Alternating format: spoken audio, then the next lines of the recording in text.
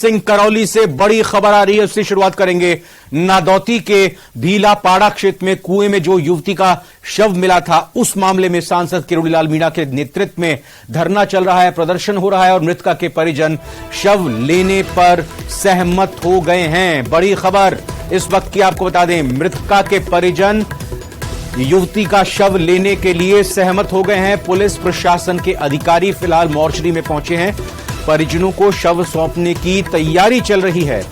तो जब युवती की हत्या का, युवती के शव मिलने का पता चला था, उसके बाद से ही लगातार अस्पताल में जब पोस्टमार्टम हुआ, लगातार प्रदर्शन किया जा रहा था, धरना दिया जा रहा था।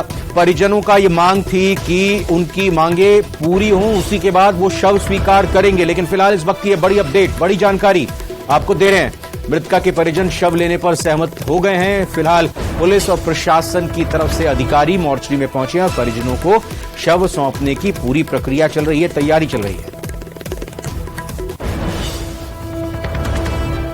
तो करौली की इस बड़ी खबर के बारे में आपको अपडेट दे रहे हैं इस वक्त की। नादौती के भीलापाड़ा क्षेत्र में जो कुएं में युवती का शव मिला था, उस मामले में सांसद किरोड़ीलाल मीणा के नेतृत्व में धरना प्रदर्शन लगातार चलता रहा और इस बीच खबर यह है कि मृतका के परिजन शव लेने पर सहमत हो गए हैं। पुलिस और प्रशासन के अधिकारी मोर्चरी में पहुंचे हैं और इस दौरान परिजनों को शव सौंपने की तैयारी चल रही है। तो एक तरह से कहें कि जो एक बड़ा डेडलॉक था, जो गतिरोध था, इस मायने में कि युवती का शव लगातार मोर्चरी में ही रखा हुआ था, परिजनों ने इनकार कर दिया था शव लेने से कि जब तक मांगे हमारी पूरी नहीं होंगी तब तक हम शव नहीं लेंगे। धर्मेंद्र शर्मा करौली संवाददाता हमारे साथ जुड़ चुके हैं। धर्मेंद्र, सहमति बन गई है क्या? कुछ अभी आप अपडेट देंगे इस खबर पर? देखिए, बताना चाहूंगा, सहमति बन गई है। परिजन पुलिस सुरक्षा में शव लेकर गांव के लिए रवाना हो गए हैं। इसके साथ ही जो हॉस्पिटल परिसर में धरना चल रहा था वो भी समाप्त हो गया है। भाजपा द्वारा मृतका के परिजनों को 20 लाख रुपए आर्थिक सहायता देने की घोषणा की गई। इसके साथ ही जो यहाँ ये जो धरना चल रहा था, इसे अब प्रदेश स्तर पर जयपुर में बड़े स्तर पर धरना प्रदर्शन की बात कही गई है। उसके साथ ही यहाँ से घटनास्थल से जो भाजपा कार्यकर्ता और जो बड़ी संख्या में ग्रामीण थे वो यहाँ से रवाना हो गए। हालांकि अभी पुलिस बड़ी संख्या में हॉस्पिटल में मौजूद है और लगभग यहाँ से धरना समाप्त पूरी तरह हो चुका है। जी धर्मेंद्र, देखिए, मांग इनकी थी कि आरोपी गिरफ्तार हो। एक आरोपी मुख्य जो बताया जा रहा है पुलिस की तरफ से, वो गिरफ्तार हुआ है। बाकी आरोपियों की फिर कही गई कि गिरफ्तार जब तक नहीं होते धरना जारी रहेगा। मुआवजे की मांग की जा रही थी, नौकरी की मांग की जा रही थी और जो दोषी पुलिसकर्मी जिन पर आरोप लगा रहे थे कि उन्होंने FIR दर्ज नहीं की, सही बर्ताव नहीं किया, उनके खिलाफ कार्रवाई हो। तो इनमें से कोई मांगे मानी गई? किस शर्त पर यह धरना समाप्त किया गया है? पीड़ित किस शर्त पर या किस लिहाज से शव लेने के लिए तैयार हुए हैं? देखिए, यह बताना चाहूंगा कि बड़ी संख्या में अलग अलग धरना प्रदर्शन चल रहे थे।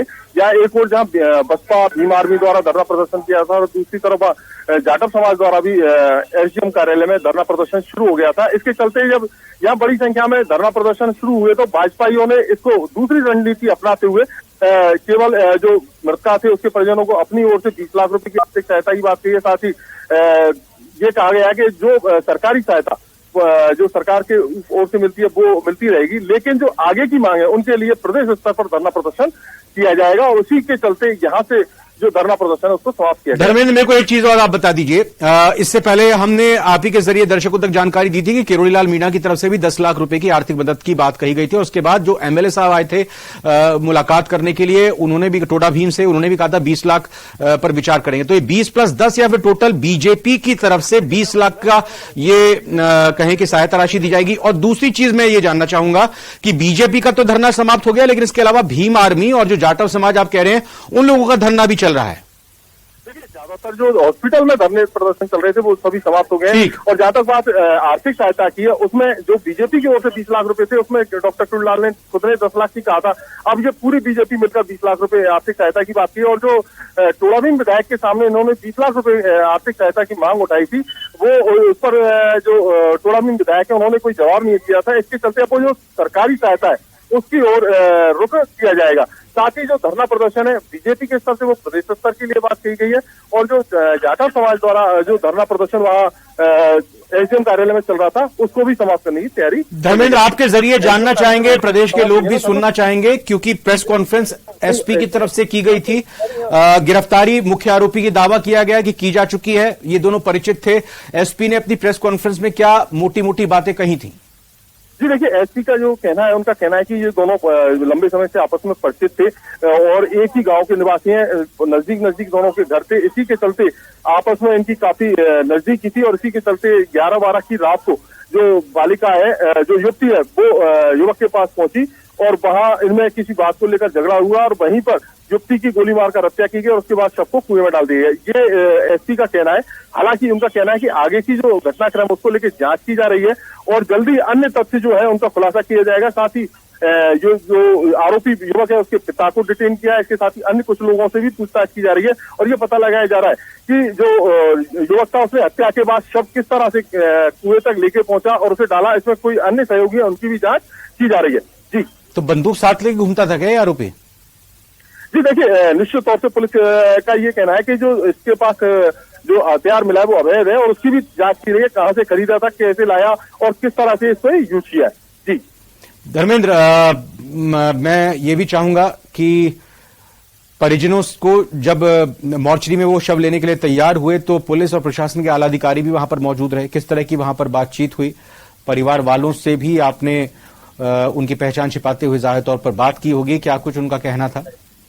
देखिए, परिवारजनों का कहना था कि जिस तरह से ये घटनाक्रम हुआ उसके चलते उन्हें सिर्फ ये प्रयास है कि उन्हें न्याय मिले और जो उचित सहायता उनको दी जा सकती है वो दी जाए और इसी के चलते ये धरना प्रदर्शन हुआ था। लेकिन अचानक ये घटनाक्रम जो बदला है उसके पीछे अन्य कई जो राजनीतिक कारण है उनको भी देखा जा रहा है और परिजन इसके बाद पूरे सहमति के साथ ये शव लेकर यहाँ से रवाना हुए। जी, गिरफ्तारी जिस तरह से हो गई है एक मुख्य आरोपी गोलू मीणा जो बताया जा रहा है, तो इसको लेकर बीजेपी की तरफ से गिरफ्तारी की बात, क्योंकि लगातार यही कहा जाता है कि गिरफ्तारी अभी तक नहीं हो, गिरफ्तारी हो गई, तो फिर परिजनों की तरफ से या बीजेपी की तरफ से कोई रिएक्शन आया है क्या?